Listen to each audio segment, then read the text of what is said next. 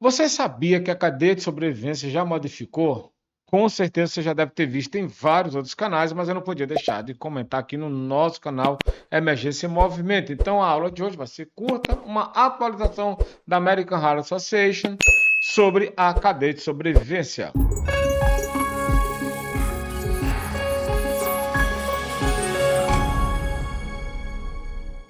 Aproveitando a deixa das atualizações da American Heart, também atualizei a nossa marca, nosso canal, nossa logomarca, né? Emergência em Movimento. Se você curtiu, se você gostou, deixa um comentário aí, pô, ficou legal. Que agora não é mais só o Professor Leandro, mas o nosso canal com a nossa logomarca oficial. E hoje nós vamos estar falando sobre as atualizações da American Heart Association, que já está amplamente divulgada, muita gente já está falando aí, e eu não poderia ficar de fora de colocar essas atualizações no nosso canal no YouTube. Então já está posta aí para vocês, dividindo a tela com vocês. A American Heart Association, a cada 5 anos eles fazem atualizações, é o protocolo deles, se reúnem e a cada 5 anos vão trazendo novidades. E o que mais me chamou a atenção nessa cadeia de sobrevivência é que eles voltaram atrás. Essa é a verdade. Que foi aluno meu, aliás, nas pós-graduações, nas graduações, vão lembrar que eu sempre dizia, olha, eles vão reunificar essa cadeia de sobrevivência porque a American Heart gosta de simplificar protocolos para melhorar o aprendizado e pôr melhor em prática, tá? Então, o que há de novidade? Primeiro é interessante mostrar o que estava antes para vocês, que era esse aqui. Nós tínhamos duas cadeias de sobrevivência, essa aqui para o intra-hospitalar e essa segunda aqui para o extra-hospitalar. Essa aqui era para adultos e tinha cadeia de sobrevivência para pediátrico, que eu não coloquei para vocês, fiquei devendo essa para vocês. Mas vamos falar um pouquinho. Observe os detalhes, que eles mantiveram as mesmas características, tá? Por quê? Porque esses símbolos são universais. Esse é onde você tiver, se você estiver estudando com um livro em inglês, se estiver nos Estados Unidos, onde você tiver, serão esses símbolos, evidentemente modificando apenas aqui, ó, o idioma. Aqui é a adulta, tá? Está aqui em inglês para vocês. Mas vamos focar na nossa aqui. Então, o que há de novo? Bom, primeiramente, claramente, obviamente, está aí, ela unificada, é uma única cadeia agora, tá? Então, é utilizada para o parada cardiorrespiratória no pré e no intra-hospitalar. Outra novidade é que ela também é aplicada para pediatras, né? Vítimas pediátricas, então crianças, que é mais raro uma PCR, mas também acontece. Então vamos lá. Foi também mantido 6 elos da cadeia, e eu dividi didaticamente, acredito que eu não seja o primeiro, mas observem que a primeira, que eu vou falar de cada elo, ela se separa praticamente suporte básico. Mas vamos falar de cada um e eu explico no final. O primeiro elo é o de reconhecimento e ativação. Mantém a função, mantém a imagem e representa o primeiro passo. Reconhecimento. Em via pública, reconheci, ligo 192, 193 ou 190. Peço um DEA, informa, estou com um paciente que está inconsciente aqui, não responde, traga uma ambulância e o DEA.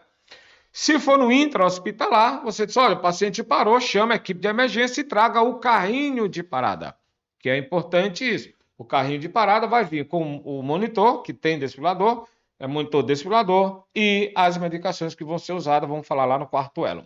Então, o primeiro elo permanece reconhecimento e ativação, certo? Pré-hospitalar, ligar serviço de emergência, intra-hospitalar, chamar a equipe de parada.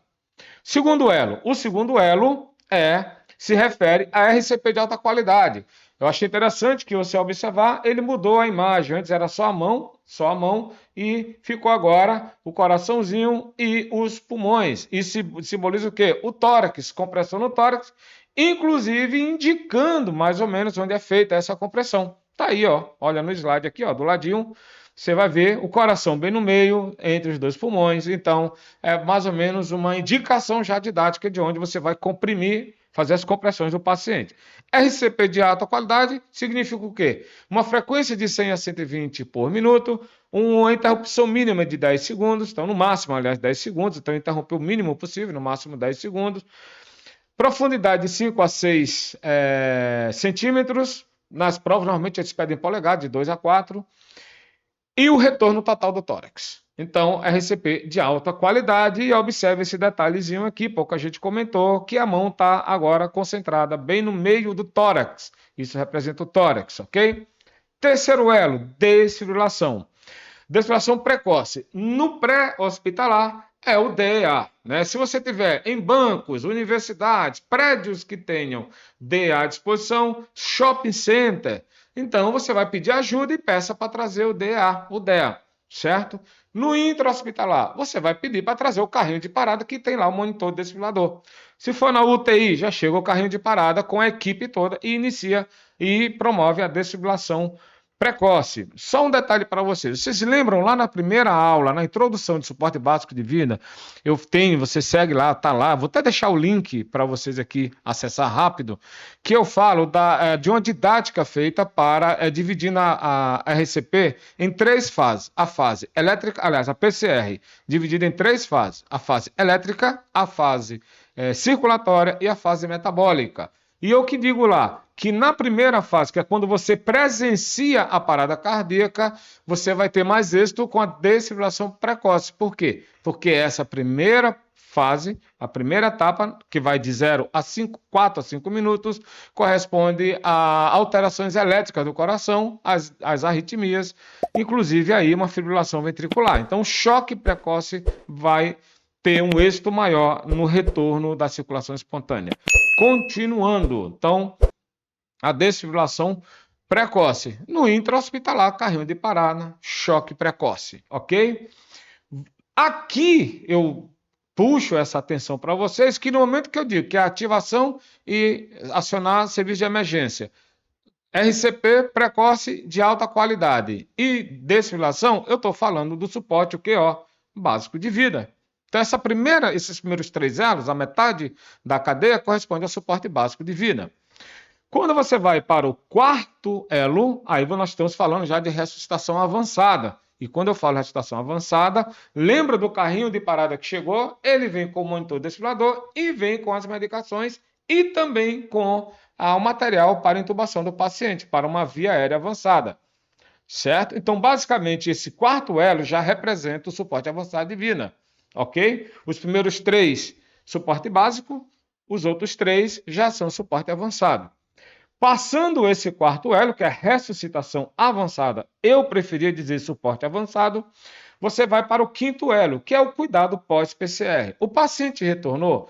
Retornou, ok. Então, vai fazer, por exemplo, a amiodarona agora em 24 horas, com dose fracionada e bomba de infusão. Você vai ter o cuidado com controle de temperatura. Então, aqueles protocolos de pós-PCR foram mantidos. E o sexto elo, que é a recuperação e sobrevivência, que é o pós-parada também. Então, aqui eu concentraria o suporte avançado, principalmente do quarto elo, tá?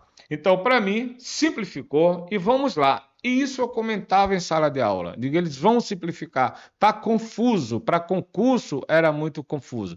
Então, pode contar que essa pergunta vai cair em concurso, essa questão vai cair em concurso. A nova cadeia de sobrevivência, ela é aplicada para, e ainda digo mais, letra A, eles vão botar PCR em adultos. Letra B, eles vão botar, eu botaria PCR só no intra-hospitalar para adulto. Normalmente ele vai botar lá no final a letra certa, que vai ser PCR, que ela é indicada. PCR para o intra, hospitalar, adulto e pediátrico. Então curta, compartilhe, comente, dá essa força para esse velho professor que a gente está aí. Cadê sobrevivência 2025, 2030? Acredito que eles não vão modificar muita coisa mais, ali de 2030 para frente, e essa que está valendo, essa que vai cair nos concursos para vocês, tá ok? Então, valeu, siga, continue, nós vamos deixar aqui para vocês alguns links de aulas anteriores. Tamo junto.